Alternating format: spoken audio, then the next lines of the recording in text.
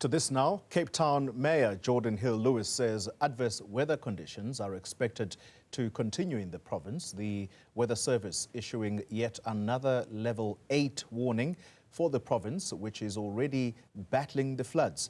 Numerous parts of the metro are underwater following a series of cold fronts.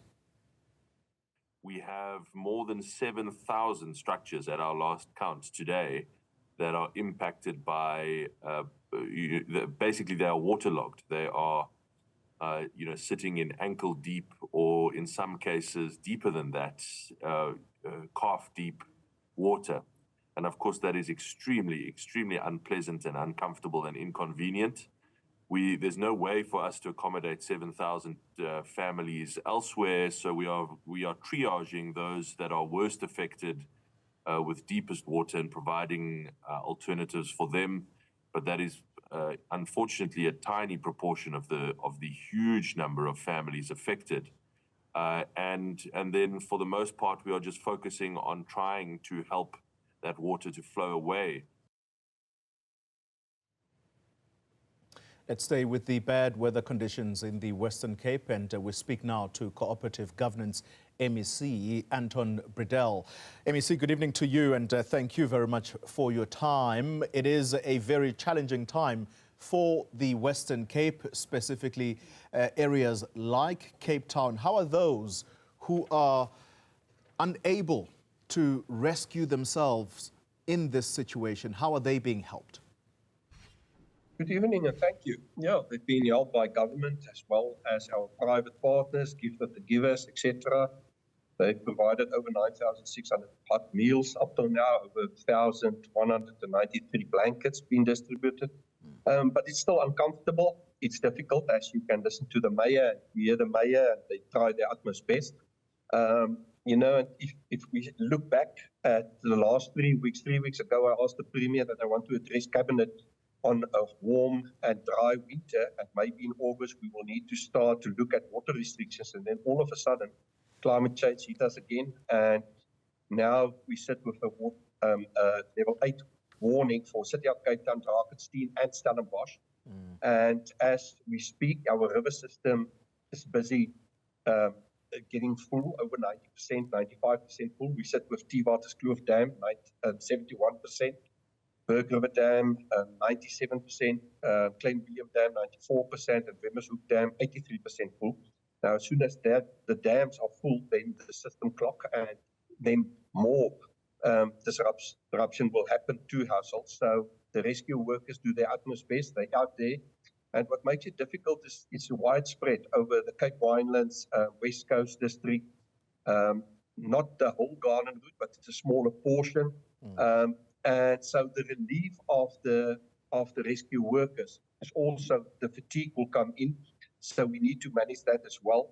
It's very difficult and challenging circumstances. We sit with over 5,000 displaced people, 4,000 to 5,000 structures that's been destroyed or damaged during this period. So it is a difficult time, but our training and our equipment that we've invested over the years helped us a lot to pull through in circumstances like this. Yeah, you talk about a disruption to households, 4,000 to 5,000 people who are displaced from their homes. Where are they being sheltered at a time like this? Well, the city tried their utmost best to help, but as the mayor stated, they don't have place for all the people. So you've got an evaluation system, and you take the worst affected people and you move them to town halls, you move them to safer areas. We're also monitoring retention dams, because those are dams that normally can't take a sudden amount of water.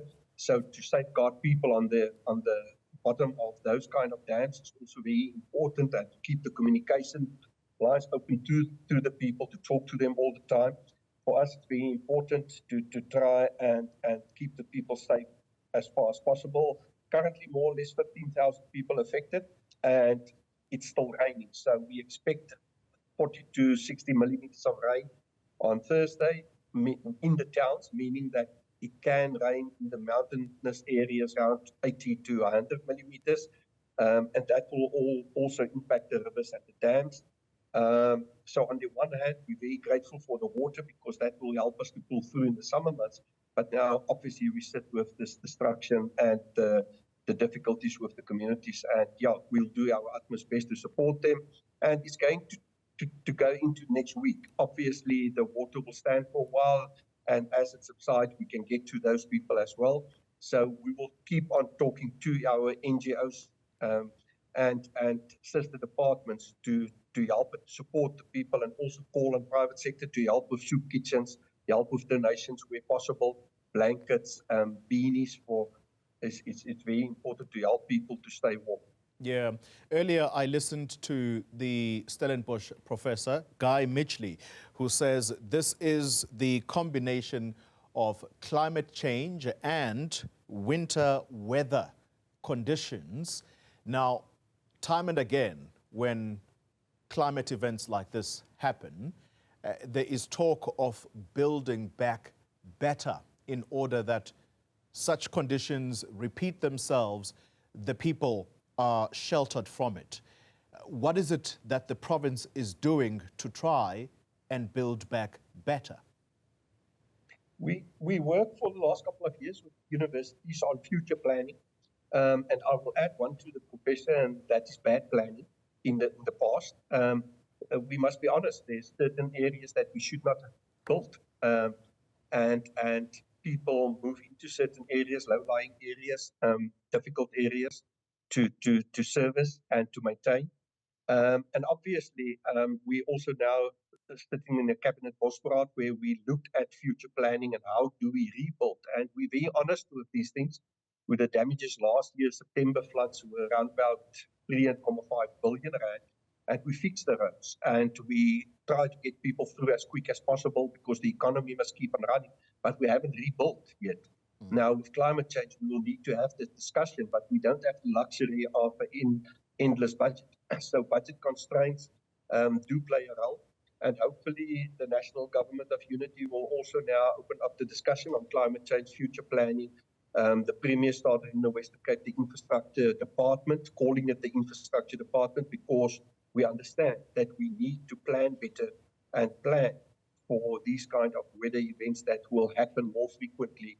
Although we say that the Western Cape will become drier and hotter, doesn't mean we won't get rain. We will get rain, but all more at the same time. And that's problematic for us to deal with it because the systems aren't designed to deal with more than 100 millimeters of rain in an hour.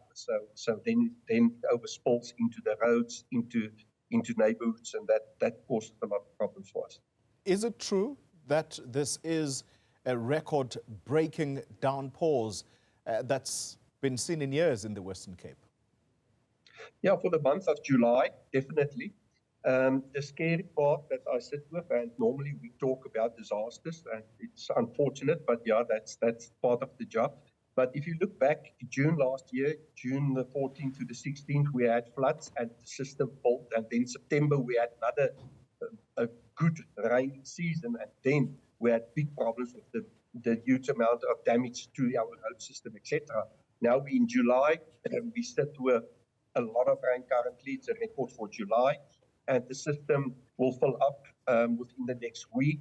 And then if we're going to get in another September rains, then the infrastructure will again take a big knock. And therefore, we need to discuss as a government how we're going to rebuild our infrastructure. We do have one or two examples, and I was one of the people that had to apologize to engineers to tell them that I think they designed statutes for themselves, but those statutes stand today. In Ashton is one bridge that stands still, and they've designed it with the thinking of climate change and lots of rain and the river system.